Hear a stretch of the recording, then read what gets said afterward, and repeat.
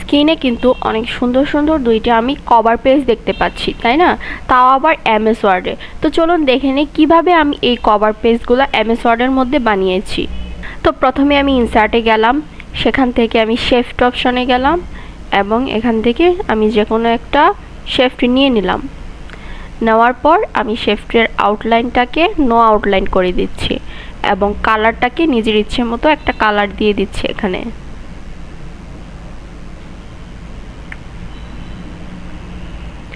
তারপর আমি এখানে যাব এডিট শেফট পয়েন্ট, এখানে ক্লিক করার পর দেখা যাবে যে আমার মাঝখানে একটা পয়েন্ট আসছে।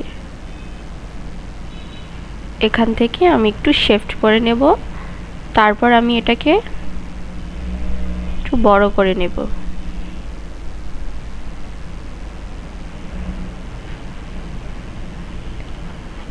ওকে, এবার আমি এটার একটা ডুপ্লিকেট করে নেব, এটাকে ঘুরিয়ে দেব।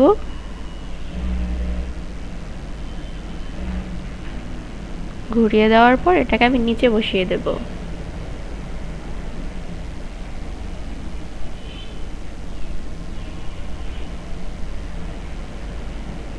ওকে,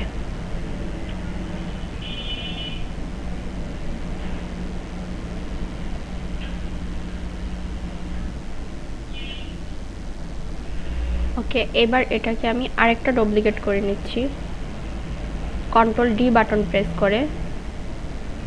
তারপর আমি এটার কালারটা করে দিব ব্ল্যাক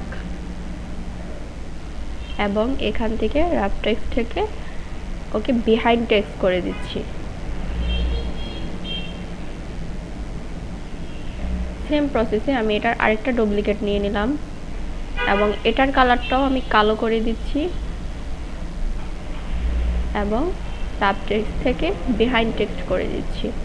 তারপর এটাকে আমি উল্টো ঘুরিয়ে দেব